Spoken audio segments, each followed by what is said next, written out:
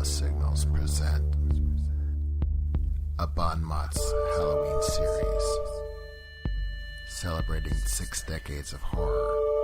To perform an autopsy first. With in-depth analysis, That's much too vulgar display of power. adult content, I've been hurt once, okay?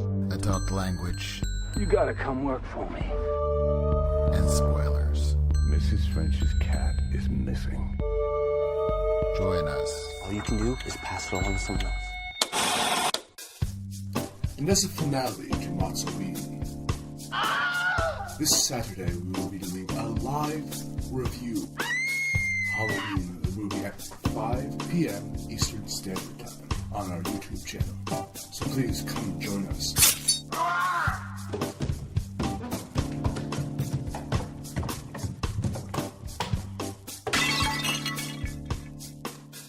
Hi, and welcome back to the Lost Signals Halloween Extravaganza! Woo! Yeah. I'm Jonathan Ian Manser with Scott Thurlow. Hello. And Stephen Hermosi. Hi there. So today we're tackling the 80s.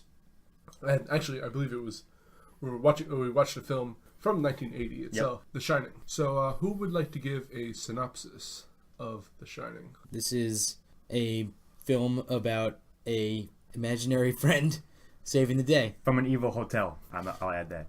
I'm also going to go with the Grand Budapest Hotel of Evil. Good one. So, Scott, introduction. Well, let's see where the introduction is. I would say interview. Yes, is the introduction. Just to be quick and clear, Kubrick has it cut up with little title cards. And we'll speak about that later, I think. But the first one is interview, where Jack Nicholson's character, Jack Torrance, I believe, is agrees to take over a elaborate hotel resort for the winter while it closes down. He'll be the only one there with his family. And they tell him the story of another family. They mention a date. I think they said 1970. Yes. It's never clear when it actually takes place, but definitely after 1970, clearly. I'm pretty sure it's supposed to take place in 80. Yes. Maybe. Okay. I think the event took place in 71, if I recall. I think he said 70, or either way. Yeah, but I think it's 70. Or at least the way he told the story. The event in question being where the previous caretaker, or another person who had agreed to caretake the hotel in a similar situation, went crazy and axe-murdered his family before killing himself. So, like the introductions, it sets up everything and gives you the haunted history of the hotel. And, of course, Jack Nicholson's character's Jack is in the same exact situation. I also think it's a little funny. Like, yes, it's supposed to be, like, foreshadowing, and it is set up very nicely. But the hotel manager guy is also like, oh, yeah, no, just by the way, just in pass, only mention it, just to, he's, like, offhandedly, like, throwing it out there. And Jack Nicholson's like, yep, sure, but I'll definitely, that will definitely not be me, which, of course, is another for sure. Wink, wink, yeah. to the audience. Yeah. So overall, yeah, I liked it. It's perfect setup. It's done very well, and I'll probably give it a 1. Oh, to that point though, I don't think that's the entire introduction. First, I want to go back to the title card. The first one, the interview, is a flash on the screen. Yeah. If you're actually not looking up at the screen for a moment, it's so easy to miss. That's true. But I also think the introduction of Wendy. Wendy. Or Winifred is her full name or something like that, and Danny. I was going to bring that up. I was going to try to... I'll speak with that in a second, but I think you're like... I somewhat agree that that's an important setup to have as well. Well, it goes to them in the middle of the interview, and then the interview continues. If you guys remember how it happened. Yes. He's doing the interview. It happens for like 2 minutes in the beginning of the film, and then it cuts to Wendy and Danny at the table. At the table. And then it goes back to the interview. Well, no, there's a scene where he has the image of like all the chaos that will happen. Right when he's brushing his teeth in the mirror. Yes, yeah. That's later on. No, but it happens early on. Yeah, it happens pretty early on. I think it's the scene after. It does happen early on, but it's not right in the beginning. Because doesn't he claim that the father's going to call saying that he got the job? Mm-hmm. So I count that entire section as I see what you mean, and I can mostly agree with that. Sure. I would even go as far as to say that the introduction lasts until they get to the hotel. In the hotel by themselves. So the entire thing. You might have convinced me. Introducing Halloran as a character, showing every single section of the hotel that's going to be important in the film. I think that's all establishing the story. I think you kind of convinced me. It's a rather long, drawn out one, but nevertheless, I think that it all like sort of doesn't kick off till they get to the hotel. So that's an incredibly long introduction if that's what you take as. But it's also a very long movie too. Yeah, it's all like it is. It's all set up there. That's probably it. Got to be at least half an hour before they get to the. Probably longer than that before they're at the hotel by themselves. It's probably almost half an hour before they even get to the hotel, like all 3 of them. Then let's skip it. What do you guys consider the start of the body to be? When it says 1 month later. the title card switches to 1 month later, like the time. So jump. that's what you're. That's when the That's body exactly starts. what Ian just said. Yeah. I think I you convinced would- me. I don't know. You may be able to convince me of that, but I originally was thinking that as soon as the initial interview was over, was the end of the introduction. I mean, I think you can make a case for both ways, but I think because of the pace of the movie and the first, like the heavy foreshadowing, or not even heavy, just a lot of it, I think that's all in that before the 1 month later thing. I agree with. I'd like to know when that 1 month later title card comes up, how far into the film it is. Probably like 45 minutes. It's a ways in, for sure. But I have no problem with the instruction because again, it's a slow burn. It's a complete tonal shift at that point.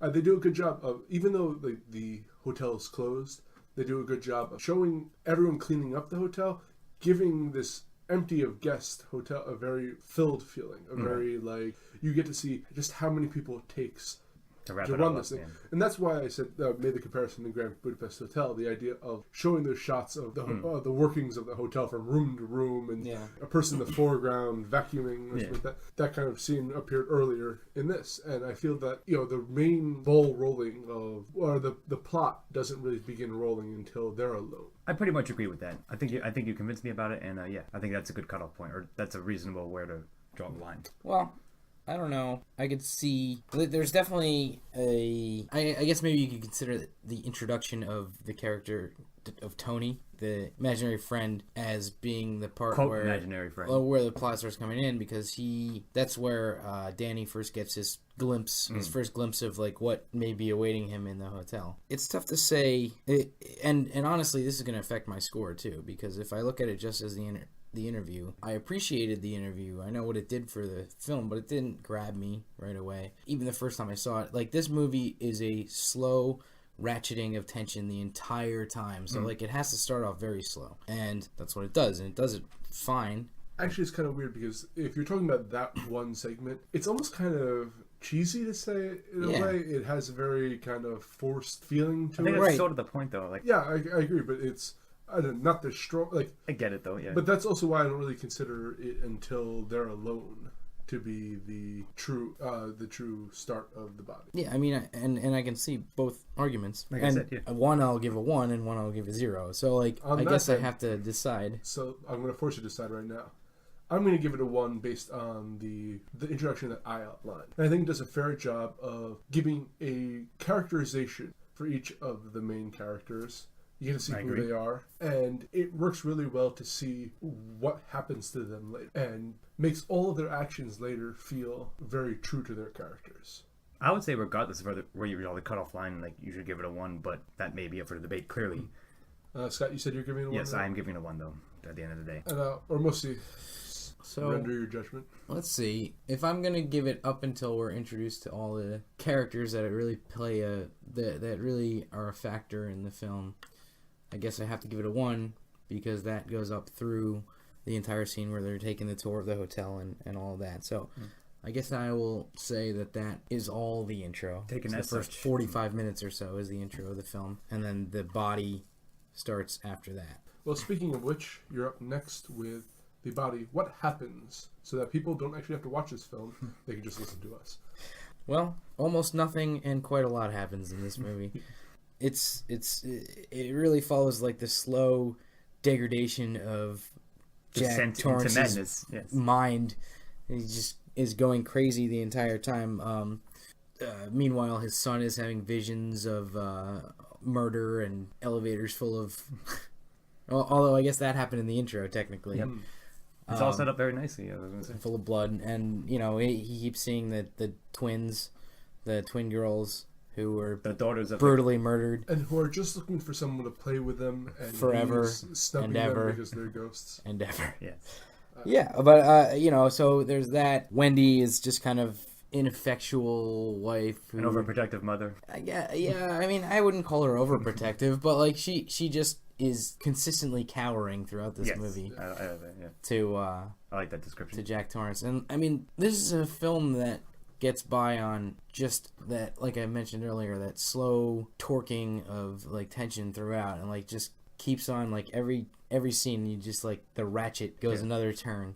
To that point, though, you're absolutely right. But they never really. Even it's a long movie too. What is it? 2:42. 2 hours 22. Yeah, 22. it never gets boring, really. Like, Right. you're constantly engaged Things with the are story. exactly. A lot of horror movies try to do that, but fail to, and it gets like drudging. You're like, oh, when's the conclusion going to happen? Right. This one, you're actually, maybe it's because of the performances, maybe it's because Kubrick's. I think it's all of the above. Like what a genius. Yeah. But it's a good job of like really just keeping you with everything. Yeah, I would agree. I think that I definitely agree with that in as well. times where there's not really much story, I guess, going on, the shots and a lot of like, you know, Jack Nicholson's performance is epic in this film. If you haven't seen it already, it's definitely worth watching just to watch somebody, you know, just to watch Jack Nicholson work, you know. Yeah. He's at the top of his game. But yeah, it is a movie that just keeps you on the edge, you know, to use a cliche, on the edge of your seat the entire time. I was actually bringing up this point later, but I'm going to do it now. I've seen this movie many times.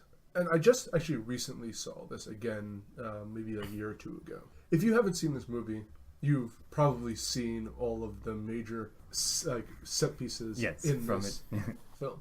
So, in essence, when I was watching it again, knowing everything and being very fresh on everything, I was kind of waiting for those great moments to appear, those classic moments that are classic for a very iconic good reason. scenes. Yes.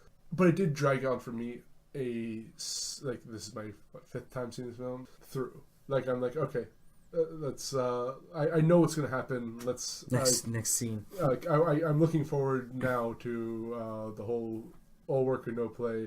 Makes Jack very dope. I remember, Scott, you were calling out some scenes that are about to happen too. Yeah. As you're watching. But it's funny because like I didn't feel that way myself. I felt like, of course, I'm gonna say it's perfectly paced. I can see why you might say that, but I like. It's funny you're looking forward to them. I was too, but everything else like leading up to it was perfectly fine. I wasn't like, oh, the scene is more, you know. I don't know. But again, I think if I had a 5-year gap between maybe. I watched it, everything would be kind of fresh. I mean, you're right about all the recognizable scenes, true, but I agree with what Steve-O just said, that the percentage that the tension is cranked up each time is like the perfect balance of it until it like comes to a head. The music gets more and more intense the entire There's like time. more like weirder background voices, if you guys noticed that. I actually something I noticed this time and not before. No, I agree that I'm kind of doing this bias because I just saw this, and even though I had seen it multiple times before, when I saw it fresh again like a year. I mean, I've or two seen ago, this film a lot as well, but I'm just saying it all worked for me. It just that happens I watch it too closely. Fair enough. Again, it is a long movie to sit through when you're quite aware. When you're of about to everything quote the that's next going to happen. line that's going to happen, But again, I don't think that's going to take anything away from my score. That's just something I wanted to mention. That I think that it was it's part of your because experience of those, this time. Yeah, because of those iconic scenes. That's what really keeps you with this movie. I agree with that. And lets you forgive what might otherwise be If it starts to feel poorly dragging, played. yeah, sure. So, scores everyone? I'm giving it a 1, of course. Sounds like it's ones all around, right? Okay. So, I have to give you the conclusion now. And I'm kind of...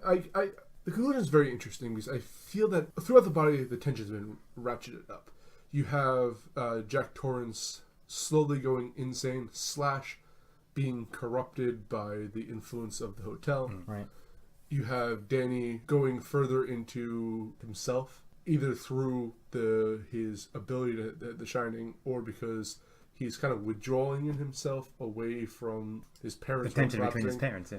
And Wendy, as she says, is just confused. She has no idea. She doesn't see any of the ghosts until the very end. She has no idea really at all what's happening, and her character is kind of stupid. Can be grating, I think you want to say. Or I don't think grating because she was grating at points, but never to a fault. That's what she was intended to be. She was like, I had mentioned that if I were Jack in the situation, I'd probably have the same reaction to this character. But it all comes to the tension's wrapped up, and then it all comes to a really quick ending. I was going to bring that point up, yeah. I'm going to say that the ending starts when Wendy finds the papers that say all work, no play makes Jack a very dull boy, because that sets in motion everything that happens. This is when she realizes that her husband is no longer her husband, not there anymore. Yeah. And locks herself in the room. I agree with that. I think Danny's already contacted his and locks her in the freezer and then retreats to the room. Yeah. So I think this all sets the very fast-paced ending. And then contacts the psychic or the Shining... Scatman Carruthers. The actor's name Scatman Carruthers. I'm going to call him Scatman from now on. When the Scatman rushes to the aid only to die immediately. I think this might be the first black guy dies first in a horror movie. I was trying to research it and I couldn't find anything before this. I'm sure there is, but... Again, where do we draw the line? Like, I was going to say the ending for me begins when Jack is in the gets locked by Wendy in the pantry, and then the ghost of the previous caretaker / Grady lets him out, or he's conversing with her. Something lets him out of there. I think right when he grabs the, like right before that. Or that's at that point. That's a very fair point, and I don't know if there's much much of a difference between saying, in a sense, you're arguing causation now. Sure. Like, you're right, but is this the cause or is the preceding event the cause? Because if you didn't get that out, then everyone would be fine, of course. But anyways, right, Yeah, we're arguing hairs. That's true, but I would agree probably with Ian, just because that is the moment that turns Wendy, turns turns from I think you guys make a point about that. hoping that everything's gonna be okay to being like, oh shit, and everything's not gonna be okay. And also, it's one of the few times, like the few points in this that she starts taking agency for herself, which maybe it's the start of her character's conclusion, if not the full movie's conclusion. And of course it ends with a chase through a hedge maze with actually I kind of think this is kind of terrifying from a kid's point of view, because your father's calling out to you, who's supposed to be your protector. You're lost in this who earlier said in the film, I'll never hurt you, Danny. Of course. And he's looking to murder Danny, so Danny ends up escaping. Jack Torrance ends up freezing in a very ridiculous pose. He's rolling his eyes mid-death. I mean, you can't control your facial expression. You're freezing to death. So anyways. Well, I definitely give it a 1. I think plot-wise, this entire movie is fantastic. It's paced very well, but not only that, it's, as a horror movie, it has a lot of depth, but as Steve pointed out earlier, it's not a lot happens. It's a very small, very isolated story. It's a narrow focus, sure. If I'd have to compare, it's sort of like Castaway is a thing of a character, like one man on an island. Like, yeah, but even he's like trying to survive. Like all of the action in this film happens in people's heads, basically. Yeah. Except for the climax where he's actually trying to fucking kill them. Sure. But even if you go on that, even those 3 characters, they rarely ever interact with each other. Yeah. So they're isolated from themselves as well. Yeah, sure. So looking at the movie that way and dealing with the only people they have to deal with is themselves, and like watching this plot unfold was and the evil hotel, of course. Yeah. but again, I think that's a secondary I agree. I mean, importance to the rest of it. Right. But I also think it does a lot of smart things. Like, of course, this is an earlier horror film, but because we're looking back at it, because we didn't grow up on horror films like this, but, in a horror film, the phones aren't working, whatever. In this one, it's like Jack outright messes with the radio, pulls out the transceivers, or the receivers or whatever. He also takes the engine, or like messes with the engine of their little snowcat, so that she can't. And like later horror movies, she would run to the garage, get in it, and it wouldn't start for some inexplicable reason. In this one, it's yeah, because few people have the attention of detail that Kubrick does. Exactly. That's what I'm trying to get at. Like it even it gives you believable reasons why these things wouldn't work. Yeah. But to that point, you have Danny at the end trying to escape and going over his own footprints. Yeah, that too. I was going to bring to confuse his father. Those are all a great touch. Little, nice, perfect details. Agreed. Kubrick is known for his details. I think this is one of those prime examples of that. I'm just pointing a couple of them out, but I agree with everything you said pretty much. So I'm giving it a 1. We're all giving. Yep, me too. Yep, and is a 1. All right, Scott, would you like to start on themes of this movie? Yes, I would. Well, of course, isolation, I believe, is one of them. Probably one of the major ones. So we were discussing a bit before the cast. I admit that I have never read The Shining. I've read many other King novels, but Ian had. And we were discussing, I was asking him the differences and so forth, and you had said to me that in the novel, King explored the tension between the family a lot more. You said Jack and Wendy were using Danny against each other, passive aggressive and so forth. And while that was touched upon a bit in the film, I don't think it was a major theme, or it came out here and there.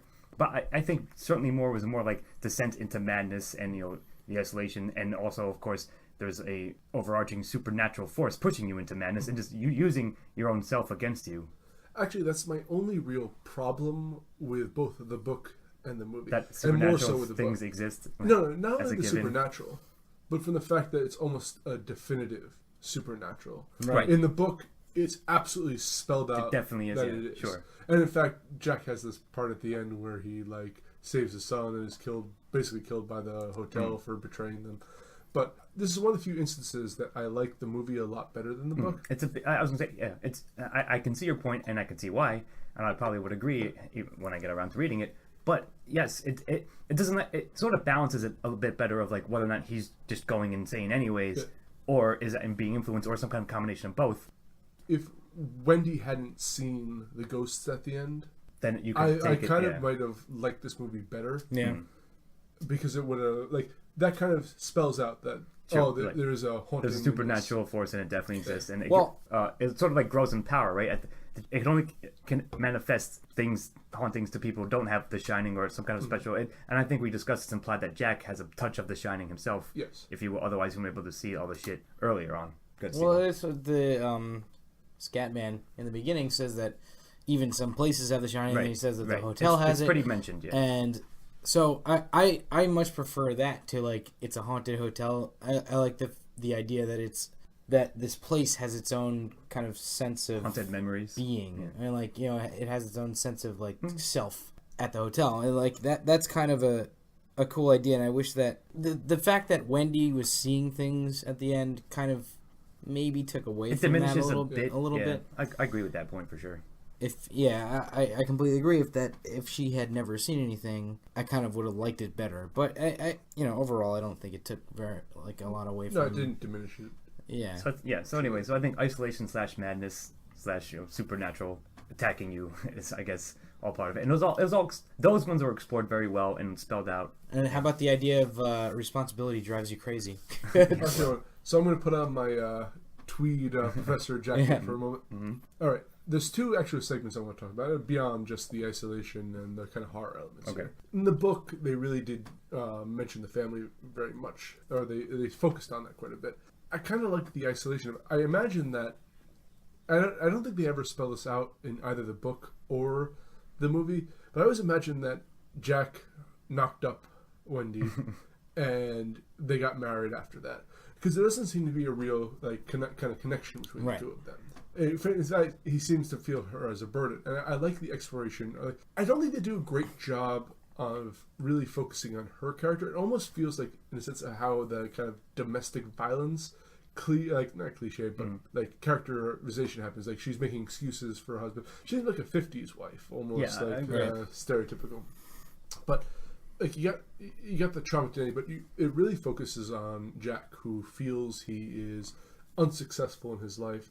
I don't think they mentioned. I know they mentioned this in the book, but I don't believe they did it in the movie. That he actually lost his job because of the violence against. No, they didn't. There are two separate things to mention, but they didn't connect it for that. Yeah. So, but regardless, it's whether it was because of that incident or not. He can't escape his past almost, and he dwells on the fact that he's not successful. He can't see for the future, so he can only see for the present, and he is grudgingly bitter of the past. And in a sense, that's what the hotel is too. It is a remnant of the olden times that has had a lot of bad experiences, and it can't get past that. It still haunts it. I like that. So he's haunted as the hotel's haunted. I like that. That's pretty good. Parallels. But I also think this is a very interesting thing. You have the hotel. Now, everyone considers the fact that all the murderers, like the blood elevator. There's an elevator opens and there's blood comes gushing out. I kind of like the banality of an evil organization, almost like how you could imagine the bureaucracy of Nazism or Stalinism, where Jack is slowly integrated into that world and with contracts with, and he has this concept that he's a failure, and he finds an ideal which he can say that I'm an important part of this organization. Right. Sure. Or you can do it in cults even, in a way. And Grady kind of is that same... Grady's the previous caretaker, if we didn't mention that earlier. Yeah. He kind of has that same view, that it is your duty now, more so than your family, but to the hotel, to our organization. That's a very good point. I like everything you're And I think that's kind of a scarier monster. It's more insidious than just a killer hotel. Yeah, true. It's that thing of, you're one of us now. You're here forever. You were here forever. Bring your family in with us. Well, it's almost a hive mind kind of thing, which is more insidious than just monsters coming to kill you outright. So we didn't mention this in the ending section, but perhaps we should have. At the very end of this film, the last shot of it is him in a picture from 19. So this movie is supposed to take place around 1980. We'll assume contemporary take. Right.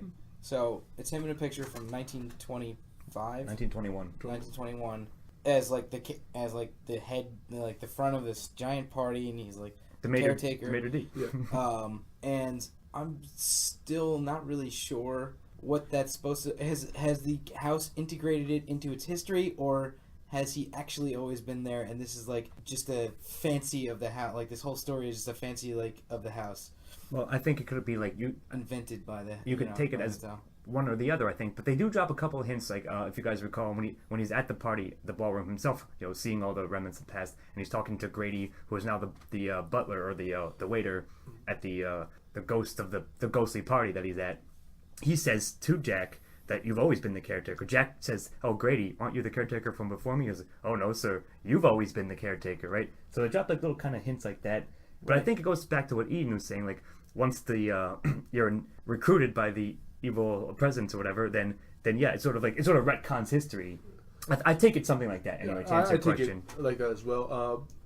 I hate to be this person, but in the books, they actually talk more about all of the other.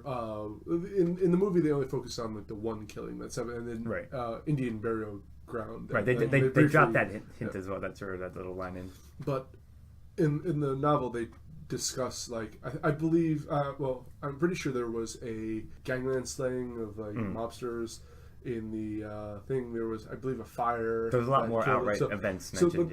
That explains why all the other people are there as well. It wasn't just Grady. It was an entire 200 years of this hotel being not just murders, but like accidents and things like that. And it accumulated people to fill its ghostly hotel over the time. So they just needed a caretaker or a maitre d' or whatever Jack is for the rest of his. Fair enough. Well, all of that to say that I'm going to give a 1 to themes. It explores them very well and portrays them quite well. Yeah, I'll agree with that. I'm going to give that a 1 as well. All right. I will agree. So, Stephen, antagonist. Antagonist. I don't know. Probably the house. Or the hotel, like haunted history. I'm trying to kind of suss out where these characters belong in terms of like who's the antagonist, who's the protagonist. Is Jack in some way a protagonist who is and then he becomes an antagonist, corrupted of course, by the house? So like, if he is the protagonist, then he loses. Like that's just and he switches over to antagonist. That's what I'm right, say. but it's not him that switches to antagonist. Right, he's the embodiment of it. Someone completely, or actually, some other entity.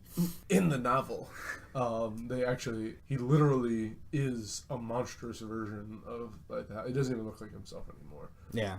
So again, if you're going by that parallel, then you're absolutely right. Here, I like to think it's more psychological, but I would still put him as protagonist because you follow him when he's a good guy.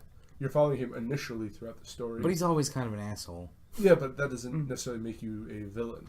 And here's why I don't consider him a villain. He's having a discussion with Lloyd in the bar. And it's a discussion where you have no reason... Lloyd is also the imaginary, the ghostly bartender who shows up and talks to him. Yes. You have no reason not to believe anything he's saying in that. In fact, that's, I think, his most honest moment. I agree. And he's talking about how he loves his son. Yeah. And it's a very heartfelt way. So again, that's before he gets turned. But this is when he's getting turned, actually.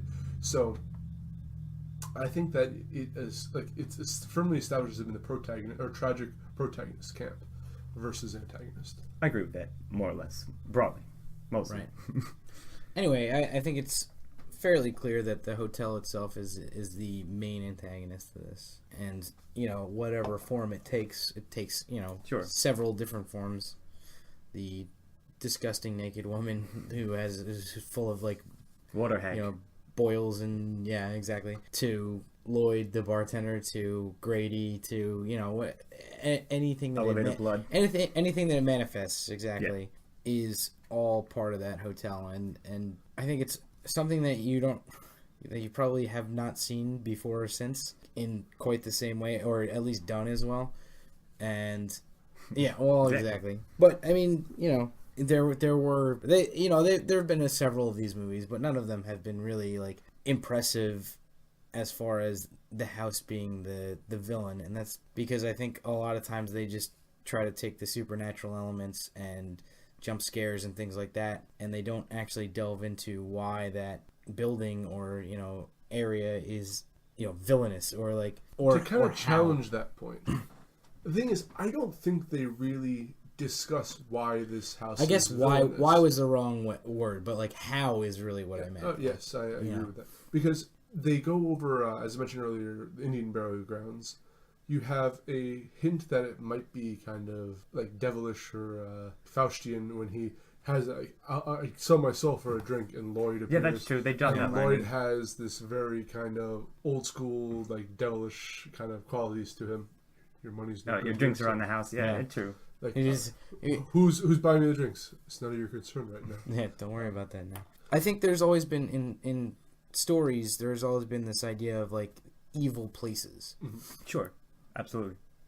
And good places, and I'm not sure they actually very often talk about why they are that way. But there's always like the characters in them can always sense, or at least some characters can always sense like that evil. I'm pulling this from memory from like 10 years ago, but I think that like House on Haunted Hill, for instance, they discussed that like, oh, there was a grisly murder here, like the guy who used to own the house did something terrible, which here it's like, yes, a lot of evil things happen here. Is it something supernatural? Is it the kind of the imprint of evil or the tragedy that's been there before, like manifesting? Is it the fact that there are two, like one, like Danny's highly psychic, or shining, or I'm gonna call it psychic. He's skilled in the shining. Yeah, and his father probably is as well. Did their like being there draw it out? Was Grady also a telepath back in 10 years ago? Well, that's what I'm going to say. So if you guys remember this detail, they also were discussing a Donner Party when they were driving to the hotel, which I thought, again, is a very nice foreshadowing moment and discussion.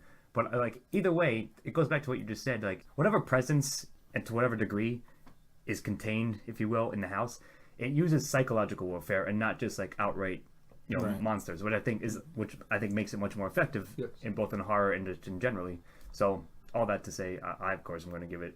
Yes, I agree with you guys that it's something like that, and it's effective. So I'll give it a 1. I'll give it a 1 as well. Yeah. All right, it's out to me with the protagonists. I'm going to say that there are 3 protagonists in the film. It's the family. You have Jack, who's a tragic character, and I think actually a classically tragic character, which is that all of his character flaws are manifested in tribulation, which causes him to have his downfall. To break, yes. Not only to break, but it leads to his death. You have Danny, who I don't think is well developed, but I don't think he necessarily needs to be. He's developed enough. Yeah, it's sort of, he's more defined by his like connection, telepathic ability than I think Tony, who's his like, if you want guardian angel, if you want like manifestation companion of the shining, spirit, whatever, has more development than he does. But regardless, like he's a kid. I got everything I need to know. How deep is like a 9-year-old anyway? Right.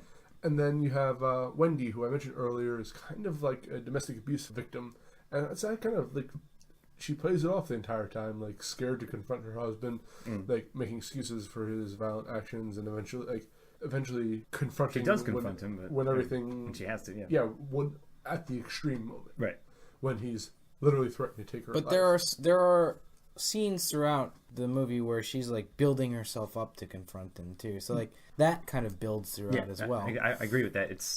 That's part of ratcheting up the tension. There's one specific scene where she's just pacing back and forth in the room. She's having this conversation with Jack, but to herself about having to take Danny away, and like we have to go, and if we have to leave him, then we'll just leave him here and he can stay here, and I actually like that scene quite a bit, especially how it really talks about the isolation they have. Right.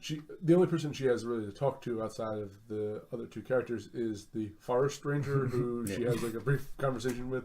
So until the radio gets sabotaged. She's in a bad situation. Of almost all of the kind of, I don't want to use scream queens here, but the idea of having a woman as the final in like a horror movie situation, she's in a sense like one of the most realistic versions. I agree with that for sure. Yeah. I mean, she might not be the strongest woman, but it's sort of you actually see the development. She's reasonable enough, like as a person, as a character, and portrayed as such. And I think in like a cheaply done version of this film, there would have been like some kind of contrived romance between her and the ranger or something, and then they have that one lifeline for her, and then that gets taken away. Well, that one way for her to talk to the outside world, and then that gets taken away, and it's kind of like, well, now your isolation is complete. Like, they were basically isolated before that, but, you know, it's kind of that, like, one little dangling thing that, like... The last thread. Sure. Yeah. And then, you know, Jack rips that away, and it's like, well, now you're really on your own, you know, against this massively powerful, apparently, house hotel that's, like, trying to bring you in, like, you know, not only kill you, but, you know... Recruit you, yeah, sure. Make you part of its history, yeah, sure. Well, I agree with that the families are the protagonists, but I want to bring up something you mentioned earlier. I wondered it myself, or I think it's a good point. I don't know why they were married. Like, they seem like completely wrong for each other, but you did say, like, she does seem like somewhat of a recovering, abused housewife, perhaps, or like, clearly she was making excuses for sure, especially when the doctor is asking her about Danny's former injury, and she like kind of plays it off, but like it's still kind of shaking. Also, I thought it was a nice touch. Like, she smoked a cigarette and was like clearly unnerved by it, but is like, oh, it was okay. Like, I'm pretty sure she's also single-handedly propping up the tobacco industry. Yes. I also appreciated the amount that she smoked throughout this film. Yes, that was excellent on the personal note. But either way, I think they all did a great job. Nicholson, of course, like, did an amazing job portraying Torrance's descent into madness and the extreme, or like at least the juxtaposition between, like, he seemed like an alright family guy with, like, you know, maybe a little bit troubled past, recovering alcoholic maybe, until like complete maniac at the end. Yeah. But again, in the books, they really did focus more on, like, he wanted to book. take a... Oh, yeah. Well, there's actually 2 books now, but in the book... Fair enough. Let's get pretentious about it. Yeah. Oh, we're already pretentious. The second book is much later. Too late. How much farther can we go with the pretentiousness ladder? I'm fairly certain if we're talking about Jack Torrance, it's only the book, because sure. He's dead after the first one. I think Danny is the main character in the book, but regardless. Regardless, all the protagonists get a 1 from me. Yeah, well, again, they're doing all the family things. Yes. So I think that they do a good job here, but, like, it could have been fleshed out more, but I don't know if I'd want it fleshed out. He doesn't need to be. Yeah, I agree with that as well. They could have added another 25 minutes of character development onto this movie. Nah, you didn't. Made it 3 hours long. Or they could have cut out all of Scatman's scenes, which, like, is a nice slow roll almost. He was important because he taught Danny about the Shining, or explained more about it. That didn't fucking matter. He was important because he brought them a car to get out. That's true. He was a Deus Ex Scatman. Poor guy wanders in and Scatman Ex immediately gets Machina, that murdered. is to say. All right. No. Scott for supporting characters. Yes, and I'm glad I got to start this one because Lloyd, of course, is my favorite one. He's amazing. Like all the. I mean, there's not many characters because they're supposed to be isolated, right? So all the ones like the hotel manager shows up at the beginning, of course, for interview. Then he's gone because they have to be isolated. Then there's the ghostly twins, the creepy twins, of course. I don't know if they're even side characters, just manifestations. I think the bloody elevator is my favorite, secondary favorite side character. But no, everybody did a good job. Like Grady's really good, as Jack descends and / the house is getting its hooks into him more and more, he's more and more confused about what's happening, but it pushes him. And Lloyd certainly, I think, is a catalyst for. He says something like, "I've been on the wagon for 5 months, and it's time to correct that mistake," or something like that. And who shows up? Lloyd the butler. Have a drink, sir. No problem. Actually, he shows up specifically says, "I'll sell myself for a drink." Yes, yeah. That's true. I'm kind of confused about this. Didn't they say that he quit drinking when he hurt Danny? Yes. And then they said that it was like, I've been on the wagon for 5 months. But that was 3 years ago. Yeah, I did notice that moment. Yeah, I was confused about that too. I don't know if that was an intentional, dissonant thing that was thrown in there. I have to believe that it must have been I don't think you could have possibly overlooked that. Are you accusing Kubrick of having a mistake in his film? Because should come back and haunt you. He did have a mistake in his film. I can't remember what it was right now. Yeah, it was the door. It's absolutely true. Steve-O claims when he's breaking into the bathroom with the axe, there's 2 panels on the door. So this might be difficult to explain. Just watch this scene. But there's 2 panels on the door. He only cuts through one of them, and then sticks his head in. And then when it cuts back to the next scene after he gets his hand cut by the knife, both panels are broken out of the door. Again, accusing Kubrick of having continuity error is a very dangerous move. Yeah. But amen. Regardless, I did notice that detail, the time frame thing. 1, 2, Kubrick's coming for you. Yes. But either way, probably based on the strength of Lloyd alone, and definitely Grady is a secondary. And Scatman as well. Is I was just about to bring that up. He's such a strange character. He said, what is his name in the Halloran? Dick Halloran. Yeah, Dick Halloran. Halloran. I don't want to keep calling him Scatman. His character, even though his real name is Scatman, apparently. but it's such a quirky character, but not too much so. Like it's restrained enough that No, yeah, he's not a out of perfectly place. believable character Yes. as well. But like you see a shot of his house and he just has like naked women on his walls and like No, see, art. that wasn't his house because I think that was his vacation because he leaves for the winter and is going down to Miami or Florida or whatever. I don't know what hotels Sure. he's staying Yeah. in. Where is he staying? Oh, he's Do you renting think it's someone's house out. I don't know, but you're right. I mean, facetious. That's it's funny, Like but his pajamas were awesome. Like everything about this character was like ridiculously cool in a way. Like quirky. it all made sense somehow, even though it was some of it would be odd on the surface. Talking about clothes, Danny had great clothes throughout the movie. All right, we'll That'll go. be in style. That'll be in His style. sweaters. Exactly. All right, yeah, you're Either right. way, of course. Also, they build up his character for so long, only to kill him off in the most inglorious. He's supposed way to, possible. or run come to the rescue, and then walks in the hotel and gets murdered by Jack. And 20 steps in. It's such a horror cliche, but done so differently that it's no longer a cliche. It was almost surprising. Yeah. Well, it wasn't quite as much cliche back then, But even though, regardless, secondary gets a 1 from me. I would agree. I don't think I even mentioned anybody Anyone really, else? but no, you guys said all of them. Right. The forest ranger is like the. He was in 2 scenes. Yeah, but he was fine. Lloyd was amazing. Grady was really good as the butler, and Like skeleton number 2. Jeevesy, skeleton number 2 was Skeleton at the a little dinner stiff. table. Heyo. But yeah, I mean, everybody did a good job in their supporting roles, especially the party guests. I guess you'll call them. Yeah. And the New Year's Eve ball. the water hag, I guess. if we're going with that. But yeah, I'll give it a 1 as well. So, Steve-O, dialogue. The dialogue was terrific throughout. Specifically, Jack Torrance's, grand speeches and his little. Well, I think what helped a lot of his menacing dialogue moments was Jack Nicholson's just ability to display a wide range of facial Yes. features. A wide range of eyebrow Yeah. lines as well. Yes. It's just incredible. Specifically eyebrow. I can just watch the dude talk for hours and not get bored. But he could be reading the dictionary. No, have you ever seen Postman Always Rings Twice? No, probably for a reason. But yeah, I mean, just all the dialogue was good. There's not much of it other than Jack Nicholson and Tony are probably the two main The characters who speak the most. Yeah, exactly. Tony's imaginary, so.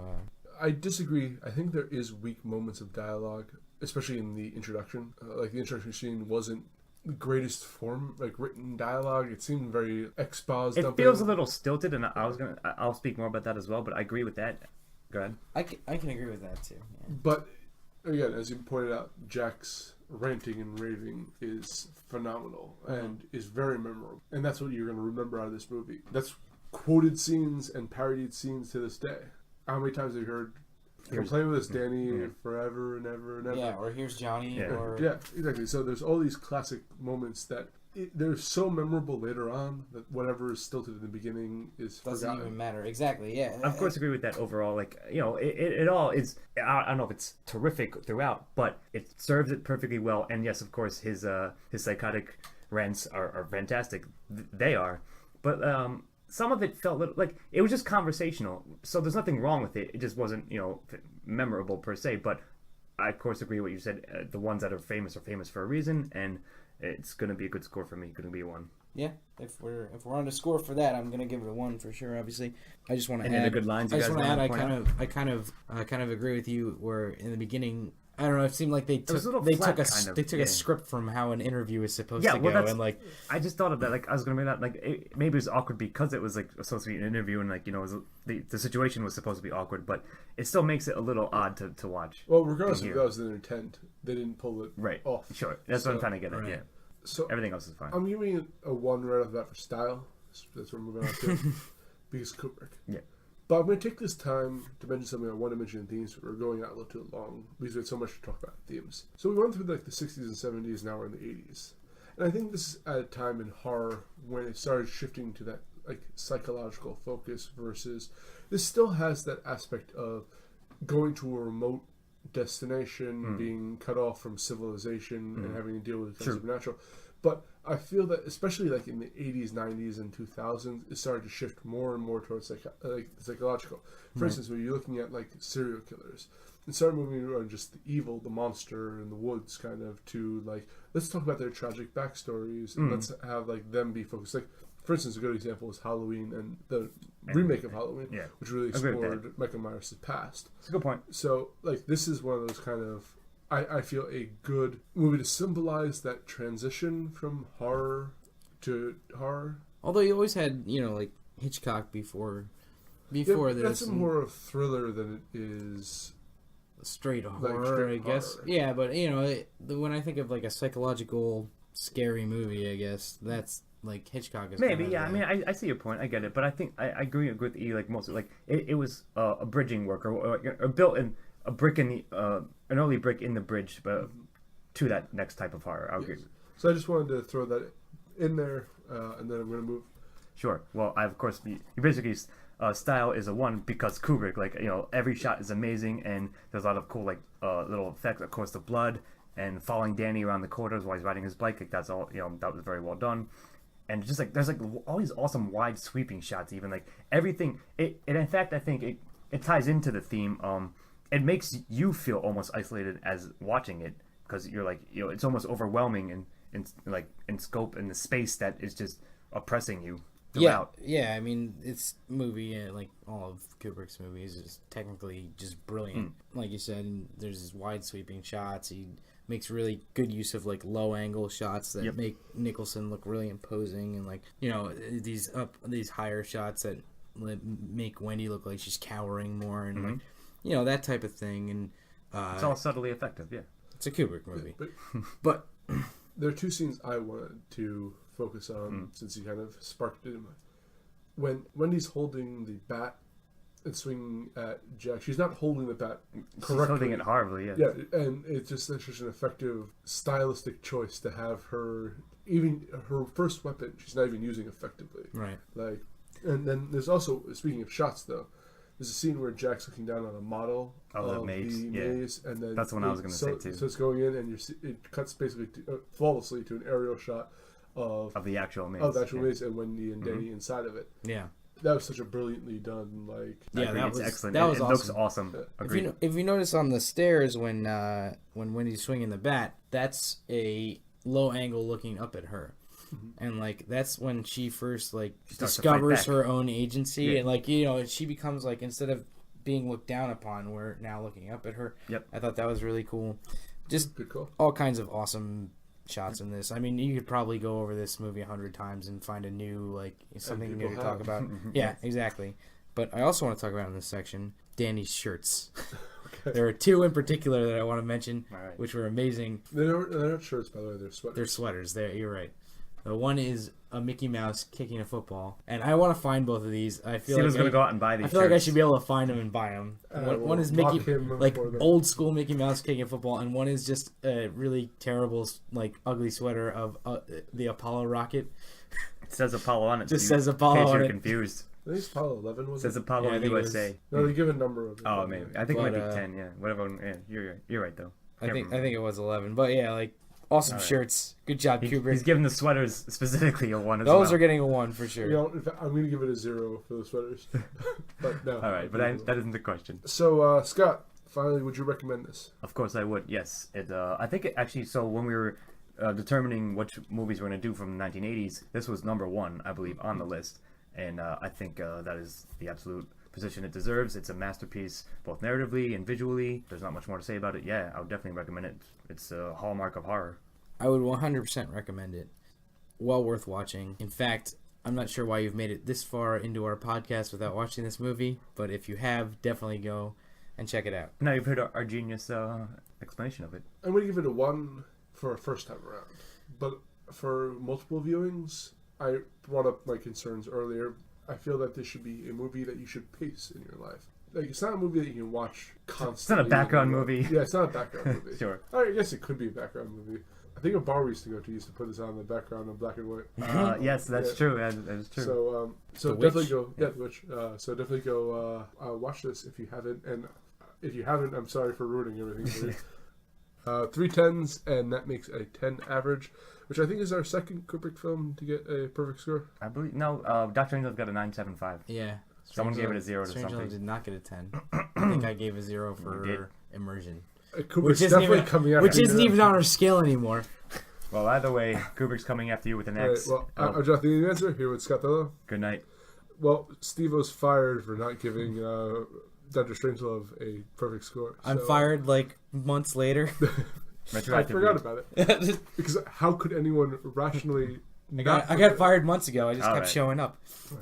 And We'll see you next time in the next horror ep. and all work and no play makes MOTS a very dull podcast.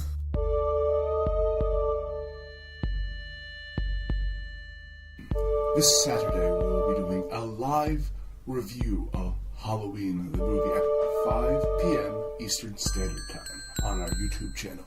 So please come join us.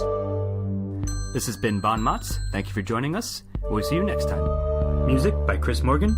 Editing and engineering by Scott Thurlow. This has been a Lost Cinemas production. All rights reserved.